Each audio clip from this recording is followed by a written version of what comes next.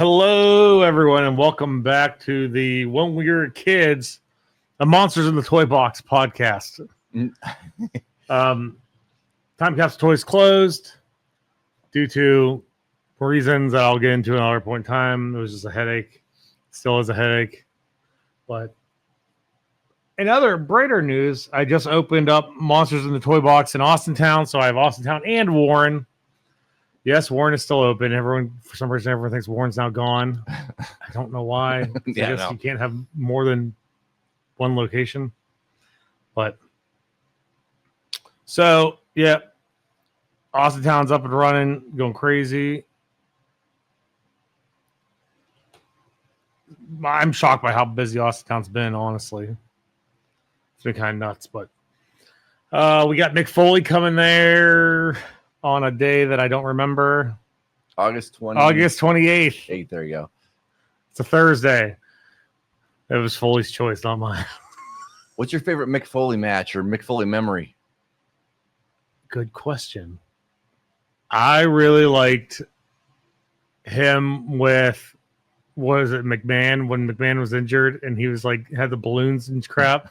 That always stuck out to me as being hilarious. Obviously, everyone's favorite match is like Hell in a Cell because it was just insane. Other favorite Foley moments, I'll go with it was, if they shortened it up when it originally aired, it would have been really good, but I felt it was too long, but it's still memorable. The Rock, This Is Your Life was always funny.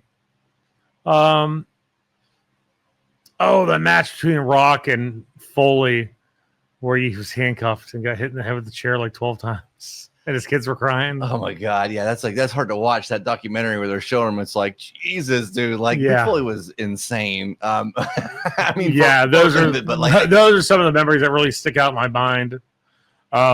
Was it the Royal Rumble where he came out as Cactus Jack, Dude Love, and Mankind? Yeah, that was good too. Yeah.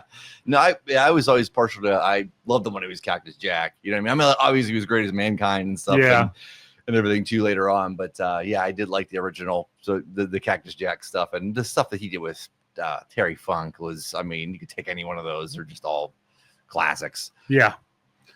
Yeah,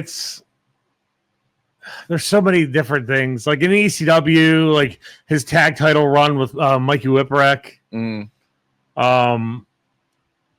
There's just so much stuff that he's done that has been so good.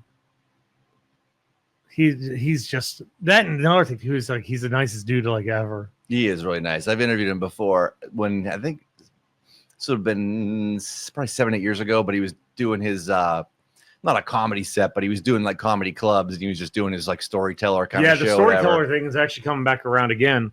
It's coming back in Ashta Beulah in September.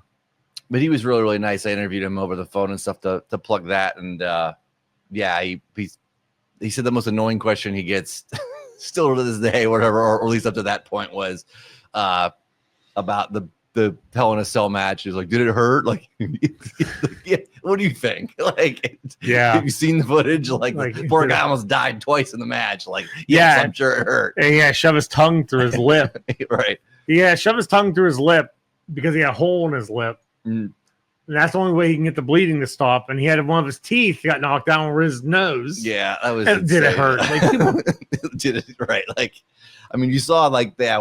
Nobody expected the cage to break on that second one on the top, whatever. It was like, oh my God, yeah. When in that, like, yeah, that's when I thought he died. Like, I mean, the one on the table was bad enough, and that was like insane for the time. But yeah, when he went through the cage, it was like, oh, that wasn't supposed to happen. Like in the cage, like. It was like, who the hell okayed this cage? Like Undertaker's walking on it, and like you could see like a couple times, like they almost fall through it. When they're walking across, you can actually see like the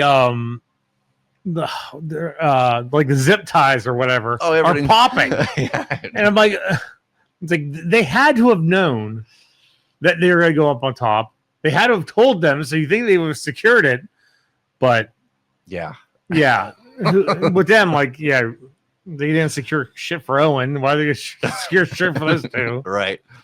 But anyways, Mick Foley's coming back at Monsters of the Toybox August 28th in Austintown.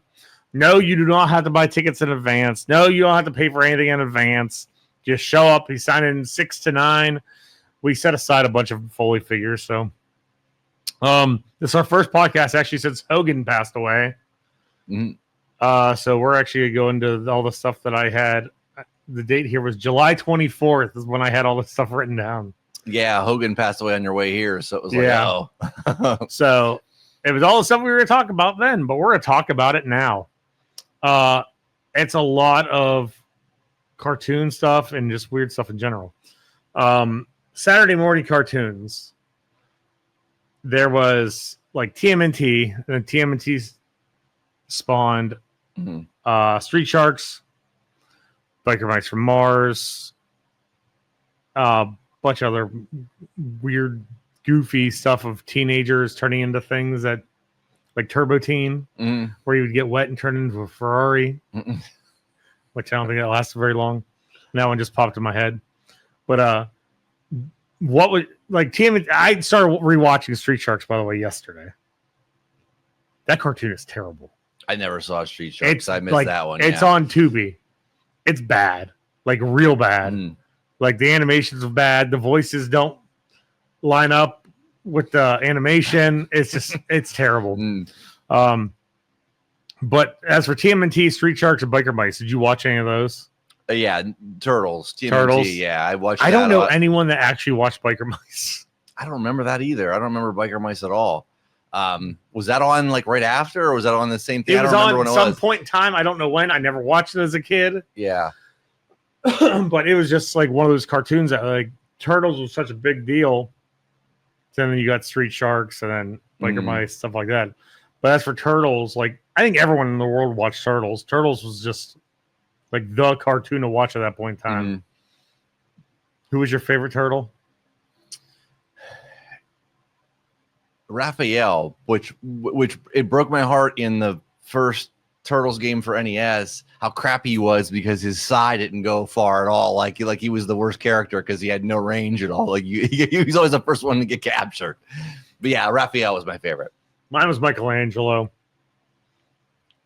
And I think it was just because he talked the way that like everyone wanted to talk back then. Oh, he definitely had the 90s talk going on, the early 90s talk. Like Bogus and Radical and Cowabunga and all the surfer talk. Did you have a favorite bad guy?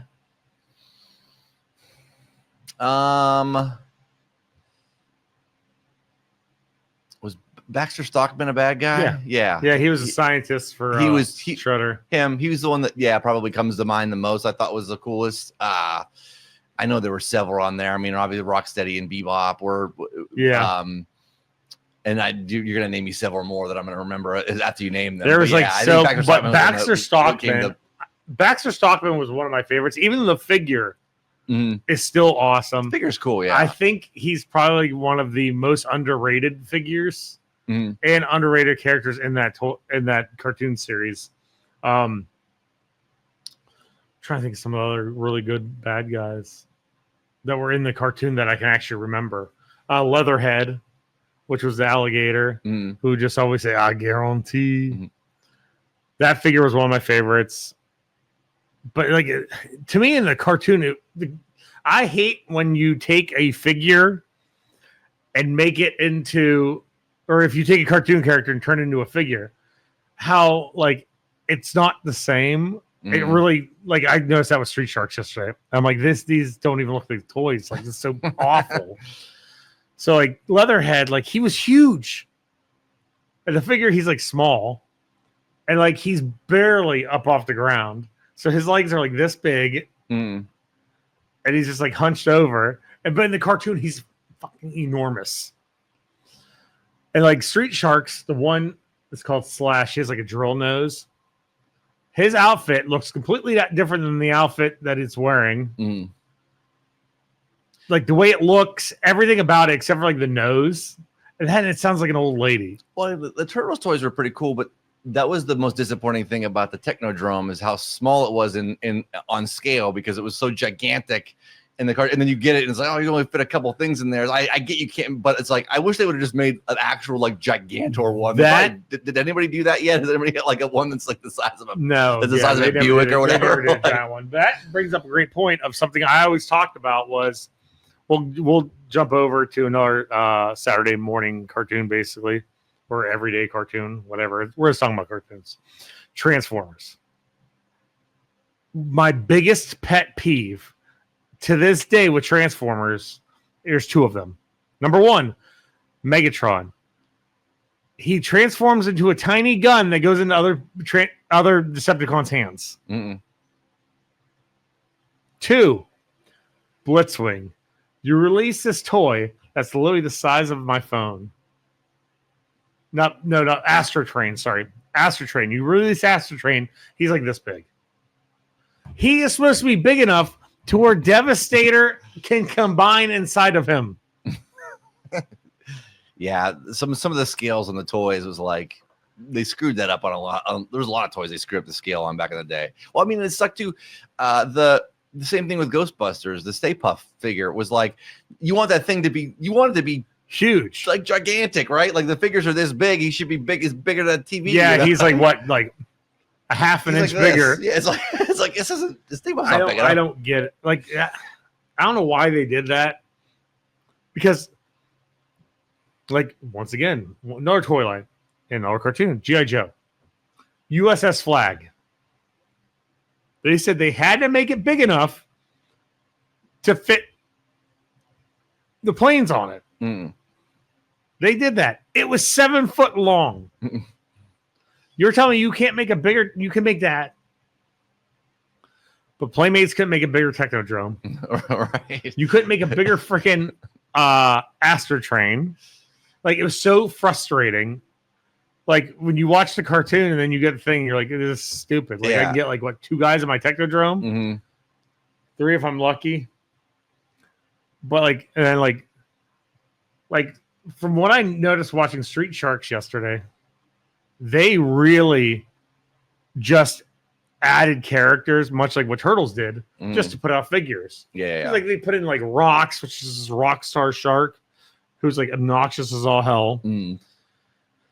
They put in, like, the Mecha Shark toy and a bunch of other crap like that, which was, like, whatever. And, like, Turtles, they just pumped, like, Ace Duck was on the TV in an episode. Mm-hmm. They gave him a figure. Yeah, I mean, it's like you don't even know. There's like like actual characters. They're just random, like little cameo, like tiny spots, and then and then like what Muckman Joe Eyeball were in an episode. Wingnut and Screw Loose. I don't know if Scale Tail. I'm all over the place. I don't know if Scale Tail was ever in one. I don't know if Anthrax was ever in one. I almost guarantee Scratch the cat. Hotspot. Oh my God! What the hell's the name of the damn moose? Monty Moose. Like those, I guarantee they weren't ever in it. Then they did like goofy, stupid ones, like the Apollo Turtles. They did the undercover. They did an undercover Donatello, which had the hard coat. Then, because whenever the Turtles were always in disguise, walking amongst people, they always wore trench coats and hats. They ended up putting out the undercover Turtles, which are now like dumb money. Was the undercover Turtles, was that just like did they like go undercover in the cartoon, like or is that just a reference to them being in disguise, like when they were trying to walk around? That's like, all it was. It was just a reference to that. There wasn't like actual like there wasn't like a whole like a spinoff, like here's undercover Turtles, like where they're going, you know what I mean? Like it was just a random. Okay. Yeah, it was just them wearing coats, and like the hats were molded onto their heads, and like when I tell you that like they're dumb money, it's like no exaggeration. Well, it's because didn't this come out like way late in the line, and then they were like an afterthought, so nobody bought them, and then like years later, that's when they like in the recent probably 10 years or so is when they really started going like freaking bananas. But another favorite Saturday morning cartoon I wanted to mention, which also had a great toy line, and I actually had something I wanted to bring, and I completely forgot to bring it, that goes along with this, is X-Men. I just went on a toy pick to Kentucky, and I got 3 of those Mutant Hall of Fames. They're like the 2 levels. The good guys are on top, and like the bad guys are on the bottom. But X-Men was like one of the best Saturday morning cartoons. My gripe with it is the storyline from week to week. It was jumping all over the place. So like you'd have Savage Land or whatever one week, and then you had to wait like a whole entire goddamn month to get a follow up to see what happens. That shit drove me nuts as a kid. But like that X-Men cartoon was so good, and that was like the point in time where like all those cartoons almost had like the same animation. Yeah, like that Mighty Max, which Mighty Max still holds up. I'm trying to think of some other ones that had really good animation. Probably like James Bond Jr., but the cartoon's not good. I never saw that one either. X-Men, I remember. I remember specifically like that was on 11:30 Saturday morning. I'd watch that and then wrestling. I didn't watch WWE Superstars because that was Superstars was at noon. Talk about the cartoons, their figures, and then things going to size. The Blackbird jet. I think we have it sitting at the Warren store. That thing is this big. Like you can fit like 2 figures in that stupid thing. Meanwhile, you're supposed to, in the cartoon, you can fit all of the X-Men in it. Right. And then some. But you're telling me, like, why? It drove me crazy that they always did that. But yeah, X-Men, I loved the cartoon. That's the one cartoon I think when you go from reading the comics to watching the cartoon, you're like, when you watch it, you're like, those voices are how I exactly expected those people to sound.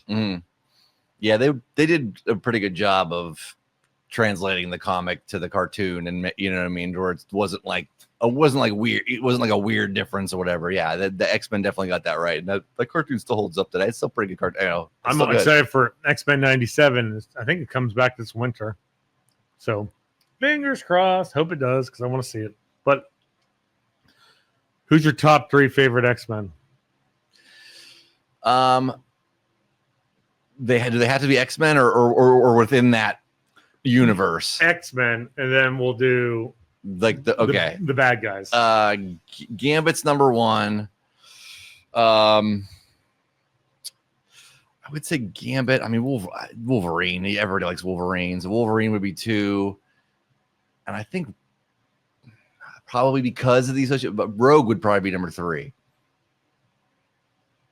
My number 1, Wolverine. I loved him ever since. He's probably my favorite superhero ever. I love the cartoon made me love Wolverine so much, and the comics. But I'd say Wolverine. That's my question. I just popped in my head. I'm like, God damn! Now I gotta think. I'd say number 2 would probably be Beast. Love me some Hank McCoy. And then did they make the Beast figure to scale, or was it like I remember the no? Beast It was just like kind of like he came with the stupidest accessory too. It was like a trapeze bar. Well, that's like I remember as even as a kid. I think I remember seeing the Beast figure and be like, "That's not big enough." And then I remember equating it to the to like sort of the Andre the Giant LJN. Like you wanted him to be big, like they made him bigger, but you wanted him to be even bigger. You wanted to be like big fat Andre, but they didn't want to do that much plastic to mold him. I'm trying to think who else would I have. Okay, Wolverine, Beast. I'm trying to think of like who. I like Nightcrawler too, but I was about to say Nightcrawler, but he wasn't in it so much. He wasn't in it. So I don't want to include him because he wasn't really there. That's same with like Colossus. Colossus wasn't really there all the time either. Yeah. It's never gonna be Cyclops. Nah. I mean, he was even kind of lame in the cartoon. I remember, it was like, wasn't he like a sort of like he was like the wet blanket of the cartoon? Like everybody else was doing stuff, and they had. Yeah, I'm trying to think, like who could it have been? I'd probably have to go Gambit as number 3. There wasn't the whole recurring line in the comic books and even in the cartoon, like Gambit and Rogue were a thing, but Gambit couldn't kiss Rogue because he would suck out all of his power if he did that. Yep. So yeah, that was the whole recurring thing. It was like that was her whole thing was just she just craved human touch and she could never get it. Mm.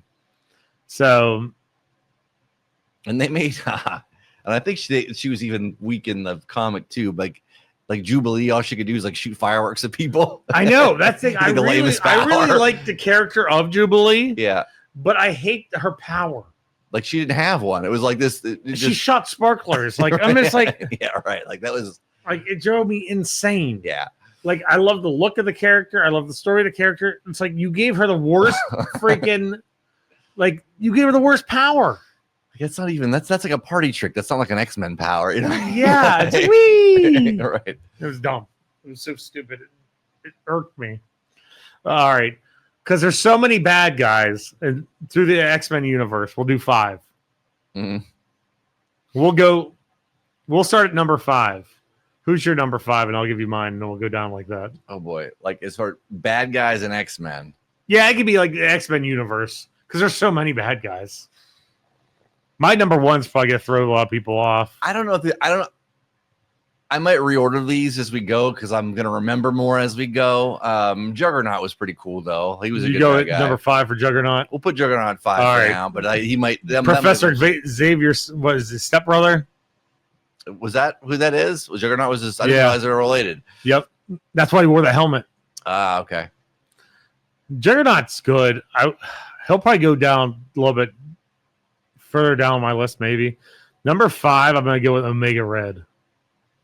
I forgot all about him, yeah.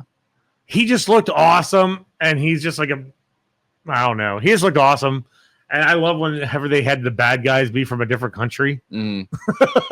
Yeah. Because then you're like, oh my God, that Russian piece of crap. Right, exactly. Because we're supposed to hate the Russians. But yeah, Omega Red. I think my main thing for him was he just looked cool. Mm. Yeah, he did look cool. Magneto's probably going to be somewhere on my list, so we'll go with him next. I remember that was like a huge thing in the comics too, where he pulled the metal out of Wolverine, yep. like he ripped it out of his skeleton, yep. Ripped it off of his skeleton. I'll go with you and say Magneto is number 4 because he's like their main nemesis, but like. There's a lot of stories for him and stuff like that, and he's real cool. So I'll go with that. I'm gonna do a cheat sheet up here because I'm running out of. You're running out of this. No, it's like I know there's gonna be. Oh boy, I don't know hardly any of these. Oh, there's your Mega Red. Sabretooth. I forgot about Sabretooth. He's next on my list, I think. We'll go with him. He might be higher on the list as well too, now that I'm thinking of it. So we're on number 3. Number 3, I'm going to say the Sentinels. Yeah. I love the look of them. I love giant robots. Yeah. I just thought they were that, and it's like the government trying to control something that's different. Sounds like something happening in our world today. Right. But yeah, I'm gonna say Sentinels. I'm gonna have some oh god damn it, I really screwed myself up. I'm gonna have to have 2 favorites at number 1. Because I'm gonna screw myself up because but yeah, then I'm gonna have to do some runners up because there's so many good bad guys. So who's your number 2? Yeah, like I said, I can't imagine these are going to necessarily stay in this order. I forgot about Mystique. She's going to be one of my runners up. I like Mystique. I didn't like her. Like in the cartoon, she was good. The original, like X-Men the movie X-Men and X-Men 2, she was amazing. And I just wasn't a huge fan of her in the cartoon series or in the comic. It's kind of like whatever to me. But number 2 for me, it sucks because like there's gonna be a tie at number 1, but it could also be a 3-way for me at number 1 because there's like 3 villains I really really like. But we're gonna say number 2 for me. I'm gonna have to say Apocalypse. In the cartoon, and I'm so stoked to see what they're gonna do with X-Men 97 with Apocalypse. But Jesus Christ, in the X-Men movie, they made him absolutely terrible. I was so mad because I love Apocalypse, and they made him. Oh God, he was such a piece of garbage. It was so bad. Are we on my number one? No, who did you say for number two? Or did you say Mystique? Mystique. Okay. Number one, I don't know if my number one's really a villain. He was a villain to start. I already know who you're going to say. Deadpool. Oh, no. I thought you were going to say Archangel. No. Or Angel, then became Deadpool Archangel. He was a villain to start. Like, yeah. And then he became so popular, everybody loved the character that like they made him, you know what I mean? Yeah. They turned him babyface. But yeah, I'm still gonna count Deadpool as number one because he's like he might be my favorite Marvel character of all time, honestly. So yeah. My number one is a tie. I'll give my shocker first, which is actually BJ pulled up a cheat sheet here. Which some of these people I've never even heard of in my life. Yeah, I like never heard of Deken. I don't know who the hell that is either. Yeah, I never heard of him. Like, yeah, I have no clue who the hell he is. Oh, and he was in the animated series. Yeah, I have no clue who the hell he is.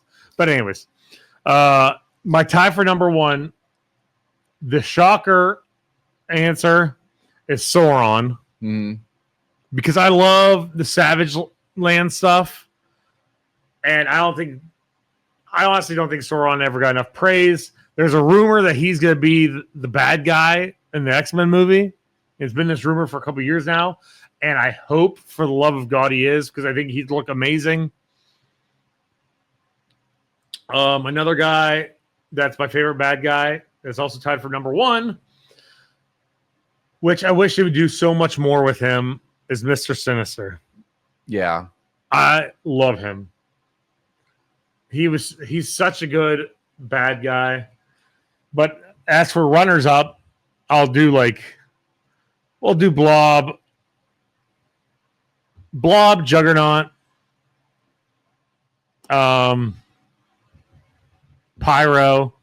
I don't know why Pyro, that one episode he's in of the cartoon, just stuck out with me so much as a kid. So those will probably be my, and we'll do Mystique. I have 4 runners up. I'm gonna have to rewatch some of those X-Men cartoons, whatever, too, because I literally haven't seen those since I was a kid, and they were on TV. So I'm gonna have to rewatch some of them. Yeah, they're on. If you have Disney Plus, yeah, they're on there. Have you watched X-Men '97? No. Oh God, it's so good. My whole thing was I had to wait weeks to bunch up episodes because I knew what would happen. I'd be like, because I learned my lesson after the first episode that like I'm not gonna be able to wait because it's so freaking good, and I just cannot wait for the second season to come out. What's that on? Is that Disney Plus? I think it's Disney Plus. Yeah, it picks up like what I think it's 4 years after where the X-Men '94 cartoon picks up. Okay, that leaves off. It's so good. Like I loved it. Oh God, I cannot wait for it to come back. The voice acting on it was amazing too. I wrote down a huge list of cartoons. They got movies based on them. Movies that I screwed up my own wording. Movies that had cartoons based on them. So they were movie first, and then it was so popular, quote unquote, popular, that they made cartoons. Back to the Future. I don't remember the Back to the Future cartoon. It was like very cartoony. I think Burger King had toys for it. Swamp Thing, which I actually just watched several episodes of it with Mike Kalenich a couple weeks ago. That theme song is so awful. Yeah. Because all it is Wild Thing, and they change it to Swamp Thing. Oh, boy. I'm glad I missed that one. Like, it's rough. It's only like 5 episodes. But at least the figures that came out from that line actually look like the cartoon characters. Yeah. It's just, the show's awful. The Beetlejuice cartoon. I vaguely remember that one. I can't watch it because the opening credits give me a migraine. I vaguely remember that one, yeah. But the Bill and Ted cartoon. I'm familiar with it, but also I never watched it back in the day. It had the figures, and they also got a cereal. I remember this one, but like, I'm afraid of if I try to watch it, how bad is it truly going to be? Ace Ventura. I do remember that cartoon. It was bad. Yeah. I remember wanting it to be like the movie and like watching about like 30 seconds of it and being like, yes, this sucks. And just killing it. Like they made it all real. It was like, it looked like the same animation as Back to the Future.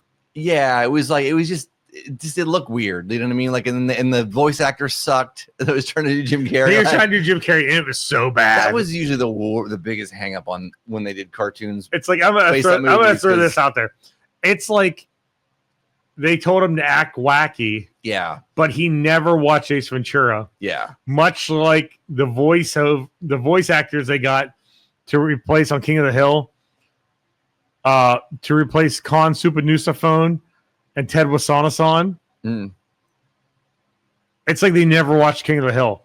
They don't even sound remotely close to the original voice actors. Yeah, I watched I just watched the first episode of that the other day, and I'm gonna watch the rest of it, whatever, too, because I know it's gonna be good. Like I know honestly, I've watched it twice already. And Mike Judge has done he did such a great job bringing back Beavis and Butthead. Beavis and Butthead's funnier now than it was then. Like, it's really, really good. And so I'm sure King of the Hill will be the same. It's King of the Hill. The only tie-ups with me. But yeah, the voices. It's the Dale voice. The Dale voice, I'm starting to think his voice honestly has changed in the last several years before he passed away. But the dude who does Ted and the guy who does Khan have never watched a show a day in their lives because they are bad. Like real bad. But I put in parentheses the bad one. Godzilla. I don't the remember Matthew Broderick Godzilla got a cartoon series. Why? I have no clue. I don't remember that one at all. And I don't think it couldn't have lasted very long. I doubt it. RoboCop. Remember RoboCop? Yeah. Like the cartoon series is like okay, I guess. Yeah, I don't remember. But like, this cartoon I've never watched in my life. Jake, who listens to the show, will be probably thrilled that I mentioned this because I think he really likes this cartoon, or he really likes the toys. I don't know. The Police Academy cartoon series. I forgot they did that. I don't think I've ever watched that, but I know that it exists. But yeah, I forgot they ever did that. I'm going to try to track that down and try to watch it. This is your forte, the Ghostbusters cartoon. Mm-hmm. Oh, yeah. Which the Ghostbusters cartoon still holds up. Mm-hmm. Like, it's actually still really good. It's just, everyone has that one episode or two episodes or whatever that just stick out in their mind. Mine's the Boogeyman episode because I was mad they never put out the stupid figure. Then Mondo was putting it out and it's going to cost like $250. So I'm going to buy it. Yeah, no, the animation for that's just incredible. Like that was, I mean, they even see interviews with people that worked on that show and saying how much they love working on that show because that was one of the first shows you could just do whatever. Like there was no confines of what they could do. And so they made the monsters look awesome. Like everything. Yeah, that 100%. The ghosts are always fun looking, I felt. Yeah, for sure. Another, why did they ever do this cartoon series? And I watched it as a kid and I enjoyed it. I guarantee if I watched it now, I'd absolutely hate it. Jim Carrey's Mask. That was awful. I don't remember seeing it very briefly, but again, it's and once again, it had a cartoon line. The cartoon lines, like they did that with Jim Carrey, just like the Ace Ventura one. The voice killed it for you, like because it wasn't Jim Carrey. Like the voice not being, and it's like somebody trying to do this wacky knockoff impression of Jim Carrey. Yeah, the voice took you out of it. The voice sucked. This cartoon I've never watched. I have no need to watch it. I'm always questionable of why did they make this. And then I'm like, probably so Coleco can make a toy line. Rambo, Sons of Liberty. I never saw the Rambo cartoon. Yeah, no. Like they released so much stuff for that cartoon. Like a huge tower, a bunch of vehicles, a bunch of figures. I mean, how could they have done that car?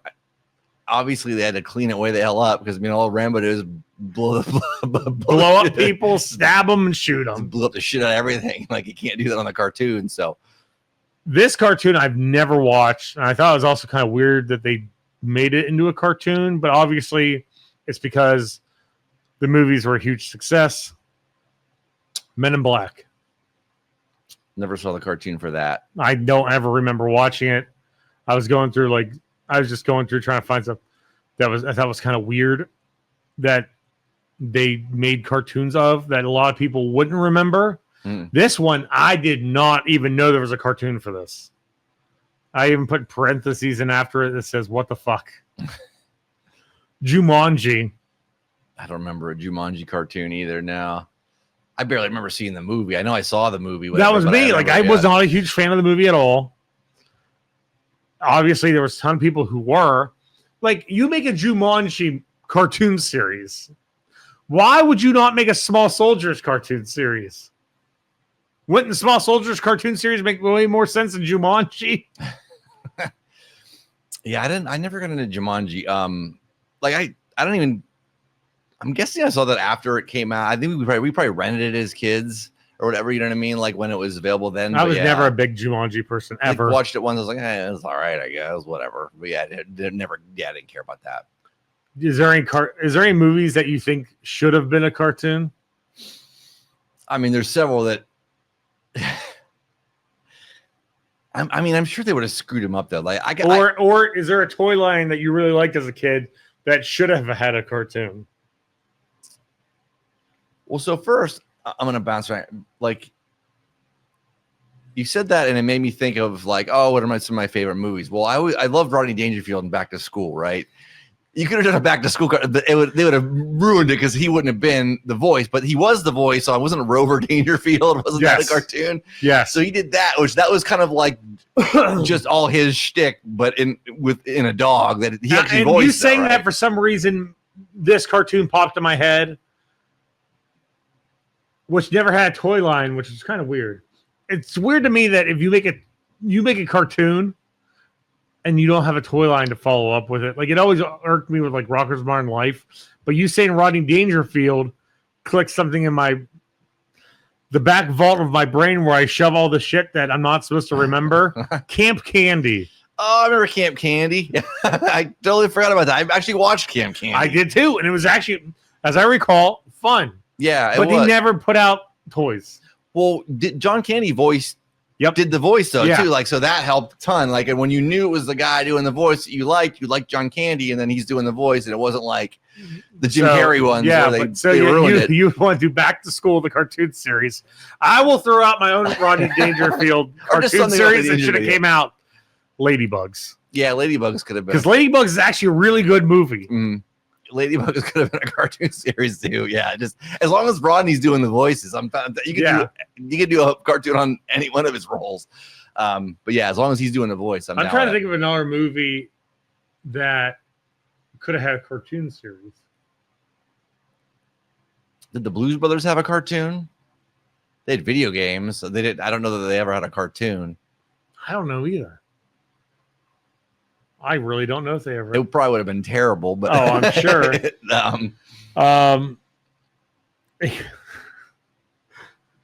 Tommy Boy, the cartoon.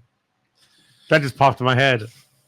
Mind you, you would have not gotten Chris Farley, but David Spade would have done it. Yeah, David Spade probably would have been there, but yeah, you had somebody filling in for Chris Farley or doing whatever. But yeah, that would have been probably awful too. What is some like comedy? Because usually my thought process would be you'd have to go comedy just to make every episode ridiculous.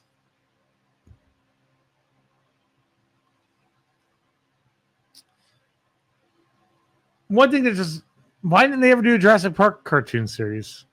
It didn't? Now they have like a CGI one on Netflix called Camp Cretaceous.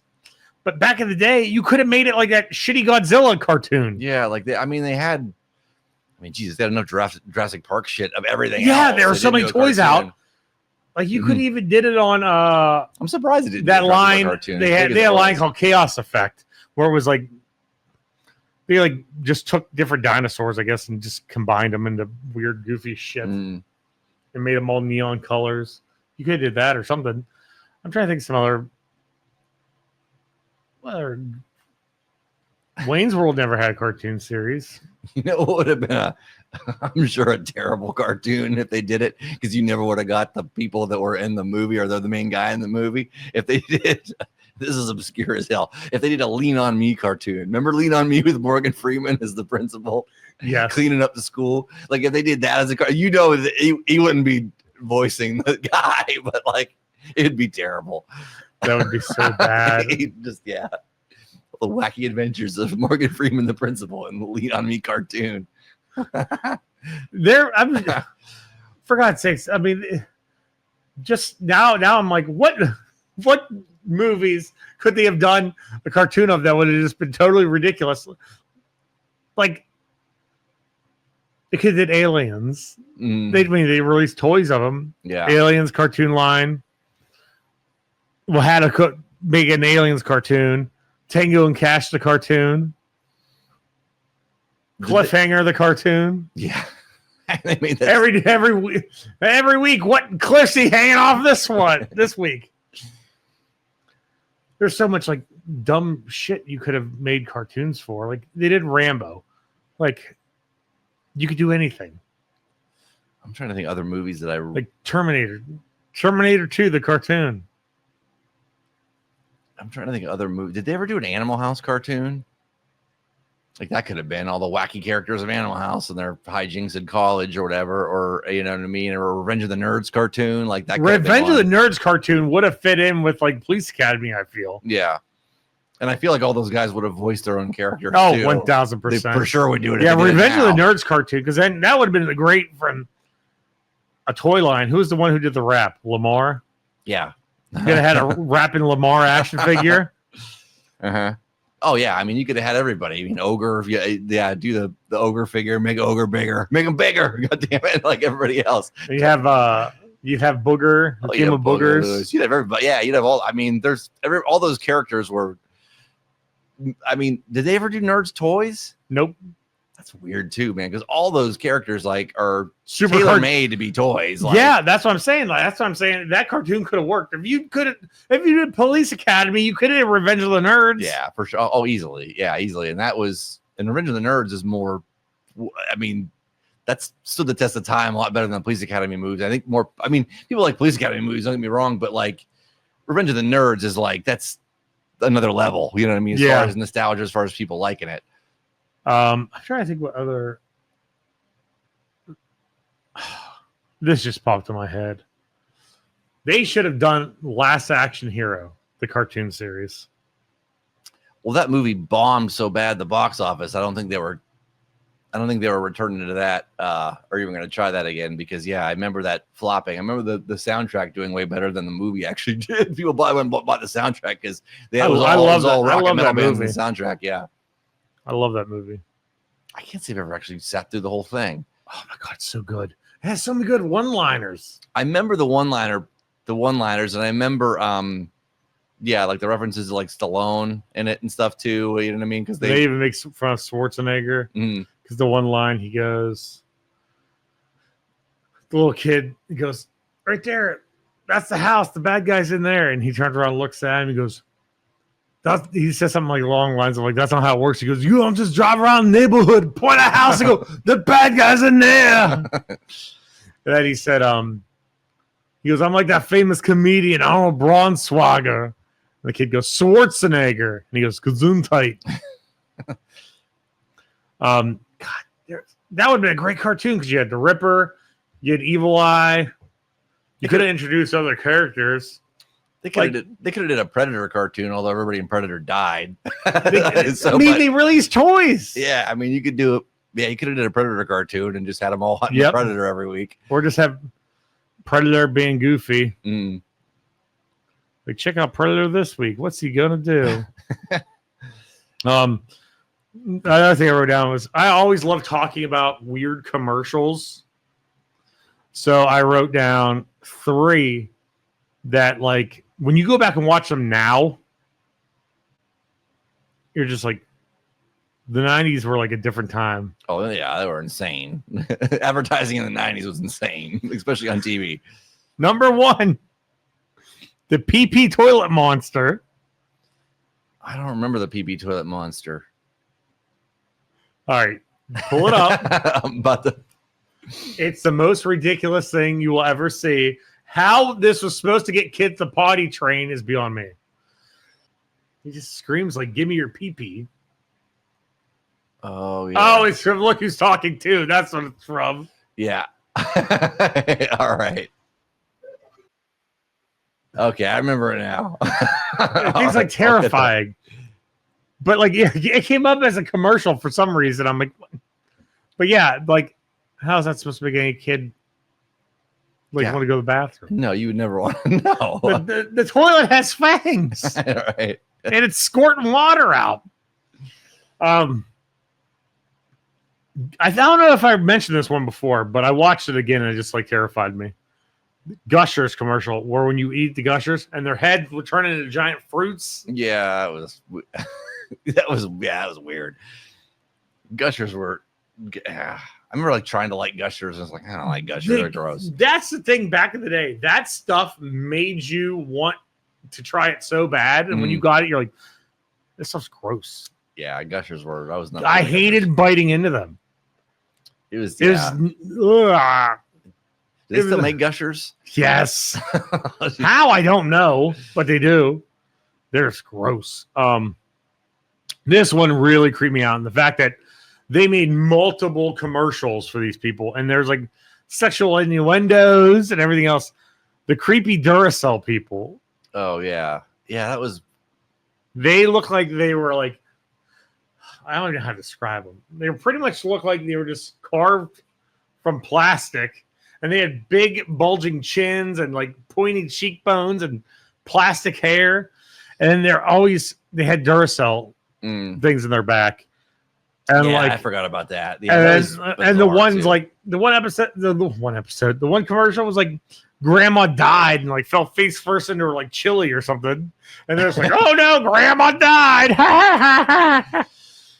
And I'm like, God, these things are terrifying. Yeah, I remember that being just like, what the? Yeah, there was some weird shit in the 90s, like advertising. Like it went off the rails, like in the early to mid 90s. Like it's just like weird with weird, yeah, like you said, weird mascots. I remember the Crash Test Dummies being and everything, like just other random stupid nonsense that they tried to, advertise and sell to us. It was awful.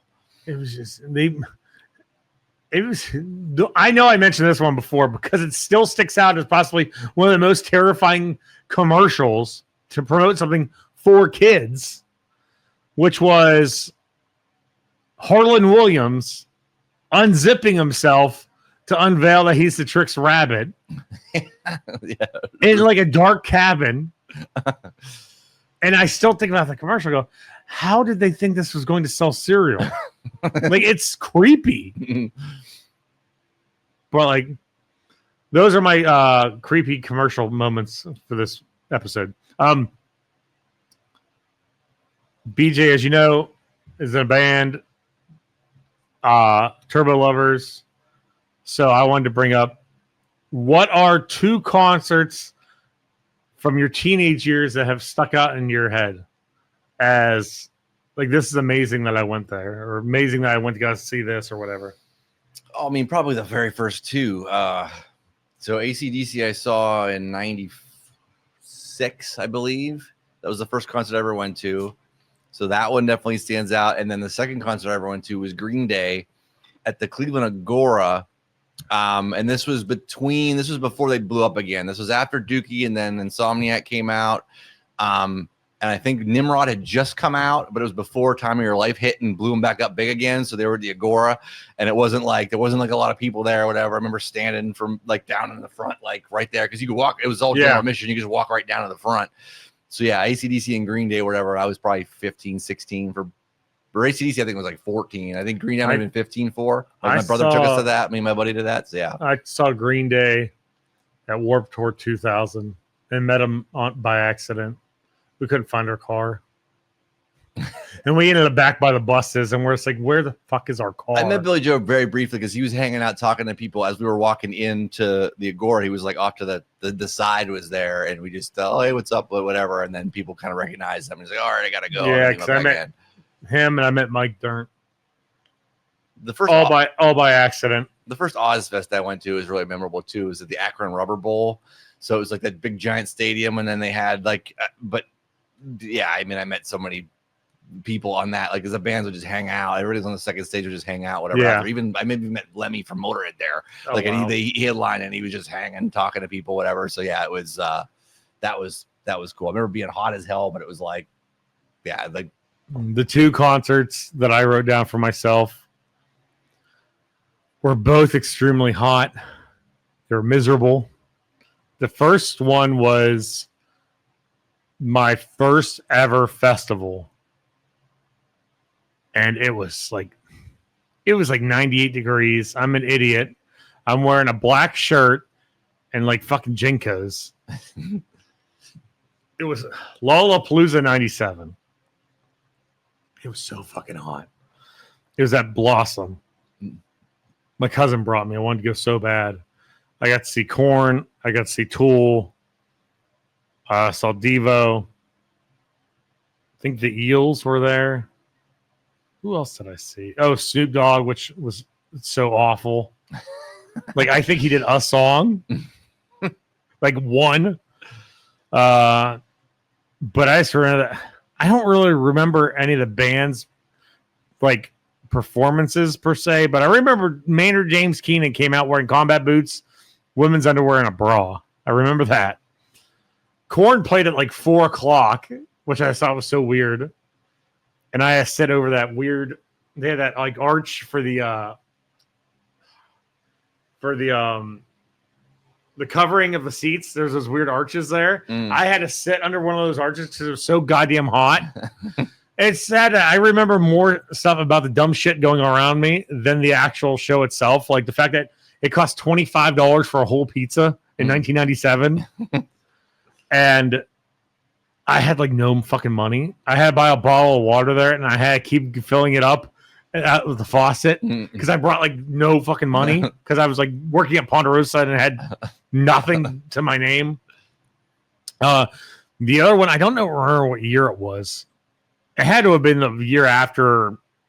Had to have been X Fest, and I got to see Deftones. That's the only time I ever saw Deftones, and I was like, I'm gonna get in the front for this. Stupidest fucking move I've ever made in my life. So I'm wiggling my way to the crowd, and they were about to start playing 7 Words. So he's like breathing into the microphone, and then the first letter of the word came out of his mouth. I was on the ground getting stomped on. That happened to me at Iron Maiden when Bruce Dickinson rejoined the band and they played Nautica. And it was just general admission, whatever. And I remember standing up front and like the intro to Aces High comes on, and it's just, I'm just standing there, whatever, my scrawny ass at 17 or 16 or whatever it is. And all like, it's just nothing but giant sweaty metal dudes around me. They kick it in and like they start. I'm like, I'm gonna die. Like I'd like crawl out of there and then go watch it off to the side because I was like, I can't stand here. Yeah, I'm like the old dudes like murdered me. And, I'm like laying there like this. I'm just like, ah.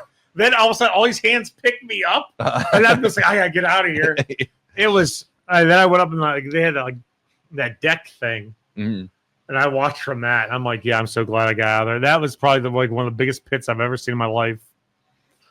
But then who else? I saw Jimmy's Chicken Shack. I don't know. I remember seeing them. I saw them. I saw Scott Weiland when he did. It was when he did the 12 Bar Blues tour because I really like that album. So I got to see him do that. I think that was the only time I ever seen Scott Weiland perform. I don't think I ever saw. I never saw him. I never saw Steel Pilots back in the day, whatever. And then I didn't. Yeah, I only saw him on that solo tour, and then for part of X Fest. I forget who the hell else was even there, but I remember that because I almost died during Deftones. Then Jimmy's Chicken Shack, I was like one of like 12 people there to watch him. I remember the first Warped Tour I went to, it just being a giant pain in the ass because it took you like an hour to walk from any of the main stages over to the like other side stages. Yeah, it was fucking awful, and it was so hot all the time. Every time it came to Pittsburgh or Cleveland, it was the hottest day of the year, and you're just like, Jesus fucking Christ. Here's a funny Warped Tour story. We went to the Warped Tour that had the monsoon. If you watch LA Inc., when Matt Skiba gets tattooed on there, he gets Hello Cleveland tattooed on his ribs. And he tells the story about the Cleveland Warped Tour where the monsoon hit and he thought like everybody was going to die. That first off, it rained. The rain was up to my calf. That's how deep the water was. The inflatable stages got tore down. Merch booths were flying. It was insane. I think we got stuck in the monsoon for about 2 hours, and we're like, and I literally thought we were going to die because it was bad. Like there was lightning, and we're all standing in freaking 2 to 3 feet of water. And I'm like, we're gonna die. We're gonna die. We're gonna die. And then finally, the storm passes. The first band we get to see is Alkaline Trio. Matt Skiba walks out and just goes, "Hello, Cleveland." Like in this is Spinal Tap. And the one part I remember most is I paid to park. There was no spots left in the lot. I was so mad. I drove up over the curb and parked under a tree. And my girlfriend at the time goes, "Are you afraid you're going to get towed?" I go, "No." I go, "I have my parking thing in my window." I go, "There are no spaces left." I said, "They want to tow me. They have to go around all this other shit and go around this tree to get to me." I'm like, "I don't fucking care." Then after the monsoon hit, I go, "No, my luck today. My fucking car's gonna be gone." Luckily, it was still there. So, but yeah, Warped Tour was always like it's the hottest fucking day of the year every time. It's miserable. Yeah. And then you, like you said, you had Trek. I hated the fact that like every time I went, there was always 3 bands I wanted to see all playing at the same time. That was always a pain in the ass about Warped Tour. It was like they just randomly threw bands on whenever, and so it was like, yeah, like you would always there would always be some sort of class, especially the early on ones. Like I went to Warped Tour again. They kind of did a nostalgic one in like 2015, maybe. I was working for the Canton Repository at the time, and I got to interview. I interviewed Bowling for Soup ahead of it, and then I interviewed a couple other bands that were on it. There was like Teenage Bottle Rock, and a couple other smaller bands that were on it ahead, and then I met them all. That like it was cool because it was a Blossom, you could kind of get around and do whatever, and it was like, but it was cool because it was like a throwback one, like Less Than Jake was on it. Yeah, it was a bunch of old school bands were playing on it, whatever. So it was like it was cool, but you could get around and stuff like that too. And I remember I had a press pass, whatever. And the Bowling for Soup guys, like me and my friend, we just like they're like, "Oh, dude, like go to our merch van back there. Like we just packed it up, whatever. Like and take whatever you want." So it's like, dude, thanks. So like got all these hoodies and like shirts and stuff. They just gave it to us. I was like, that's awesome, man. So yeah, the dude from Bowling for Soup, just take whatever you want. I'm like thanks, man. Do you have a worse Warped Tour experience? No. All right, we'll say worst experience and then worst band that you've ever seen on Warped Tour. Or you can name a couple bands that you saw that were pretty bad. I don't know that it would necessarily. I remember it being like weird. So I remember Papa Roach was on the one Warped Tour, and I remember like 95% of the crowd did not want Papa Roach on the tour because they were like new metal, and let's say Papa Roach is playing. Was it 2000? I think so. And they his Warped because I went to Warped Tour. I went to Warped Tour 2000 because that's where I saw Green Day. Papa Roach was there. I was at the one in Pittsburgh, so it was at like the Icy Light Amphitheater. The thing that's in the parking lot. That's where I was too. Yeah, and that was the one that took forever to get around. But then who was that other that rap band that was on it too? Jurassic 5. Yeah, and they stopped. I'm like, oh, they were not good. I'm like, why is this on here? Like it was. I was like, what the hell? I gotta listen. And that was the one and only time that I ever got to see AFI play, and they were so awesome. I remember AFI from that too. Yeah, AFI was good on that. Yeah.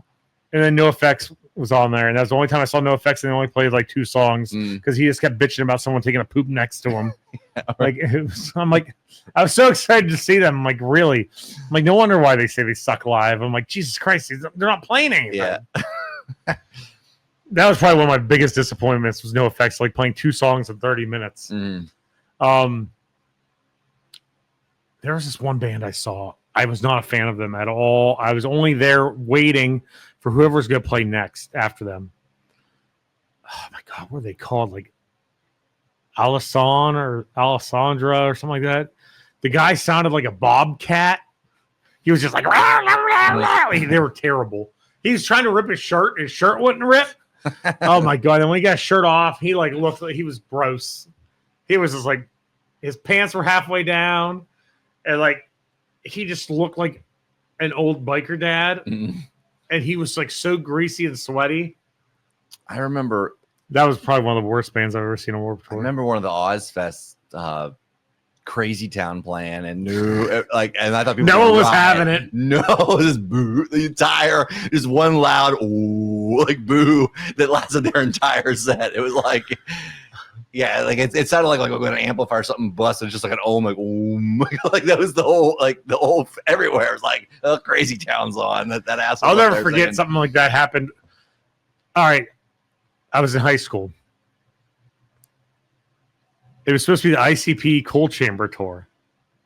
I had tickets because I went for Cold Chamber. Cold Chamber gets kicked off the tour. I have to go regardless because I have tickets. So I'm just like, it's just like, it irked me. Like, I'm like, I want to see Cold Chamber so bad because I love that crappy nu metal in high school. One of the opening bands was Mindless Self-Indulgence. And let me tell you, the crowd was not having that. No joke. The entire pit sat down Indian style. And then they got mad and walked off stage. One of the funniest stories I remember going to see Danzig at Club Laga in Pittsburgh. I might have told this story, but it was Danzig. The lineup was Danzig, 6 Feet Under, Hatebreed, and the opener was just signed Disturbed. Just that's 3 of the most hardcore fan bases you could have. That's whatever. Like the craziest. And Disturbed opening for it was like, okay, like all the other 3 big fan bases all tolerated each other, whatever, because everybody's like so into whatever. You're really into Danzig or really into 6 Feet Under, really into Hatebreed, whatever. Disturbed. Nobody was into Disturbed. I think they got maybe 3.5 songs before, like, yeah, the reaction was so bad. People were throwing so much shit at them. They just quit. They were just done. It was like nobody wants to see this band. I was like, why is this band on here? I went to Club Laga once. My sisters wanted to see Mest. They were headlining. I went for the opener.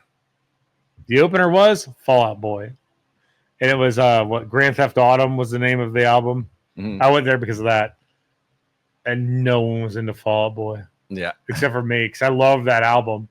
Everyone was there for Mest. And I cannot stand Mest. I just found out like a month ago, Mest is still a band. There was, I saw Saves the Day, I think, at Club Laga when they played there, when they were like sort of big at first. There's a couple other shows I'll have to think back. I'll have to go through my old ticket stubs that I still have from Ticketmaster back then. Oh, yeah, that's something that's crazy. People were now selling used ticket stubs and a lot of people were getting them graded. Well, shit, should I bring those into the toy store next? It's just crazy to me that I've got a million of them. Yeah, it's just nuts because people are like, oh, this is a show where this happened or this happened. I'm like, all right, whatever. Yeah, I don't know, just random ticket stubs from the 90s are worth anything, but maybe. It's so weird to me, but that is it for this week. We're going to have to do a show where we just talk about old concerts we went to and stupid shit. Yeah.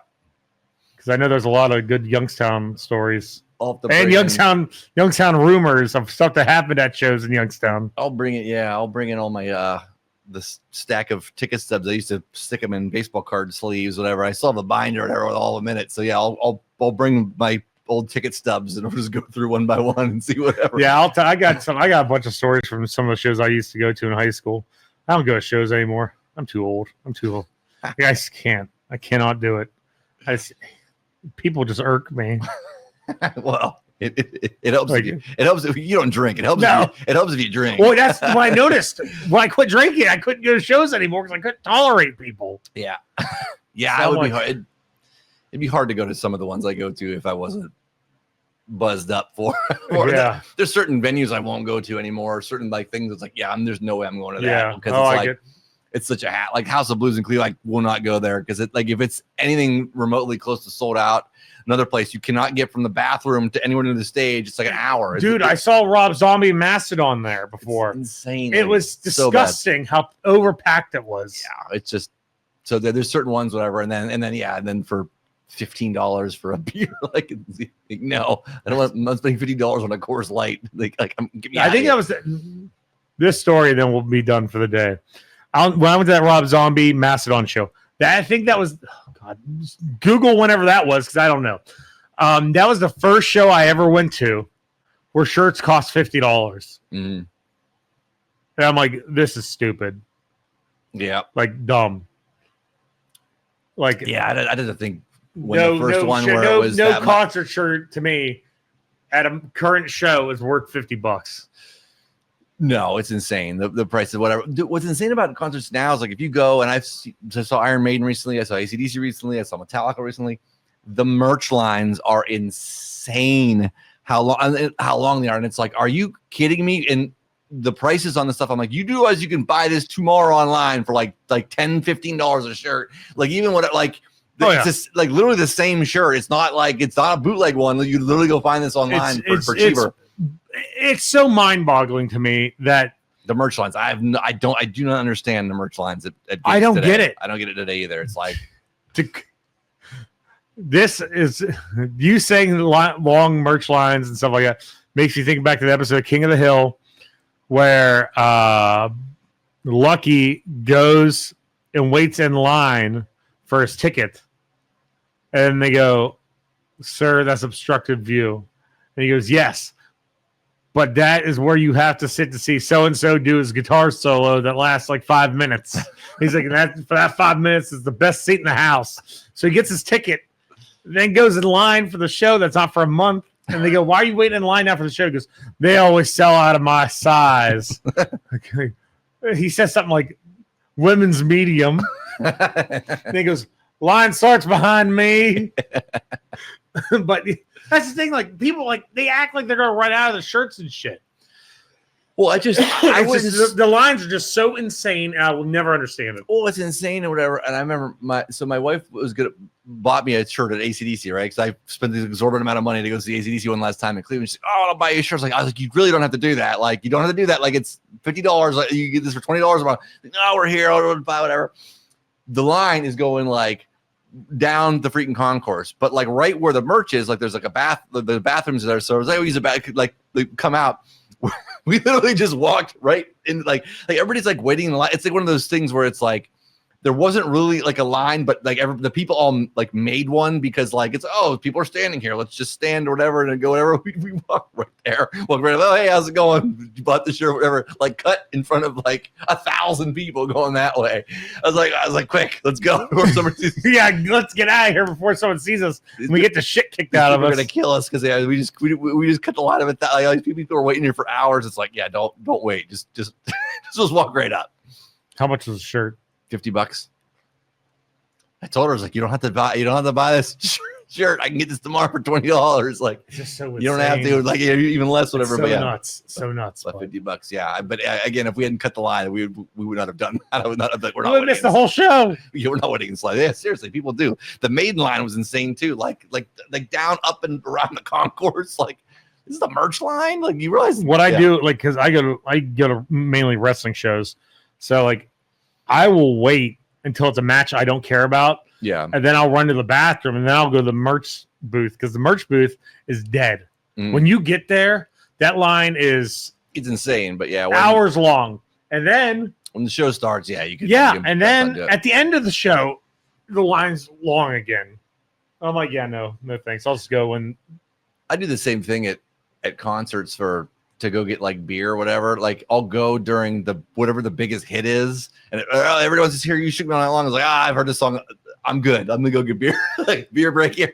Yeah, the beer breaks are always like the biggest song because like no one's ever there. Or bathroom break, same thing. Like I'll do the same that then because it's like no one's people are running out of the bathroom to go hear the song, and I'm like, oh cool, I'm going to the bathroom. I'm going this way. Like I don't need to hear that song.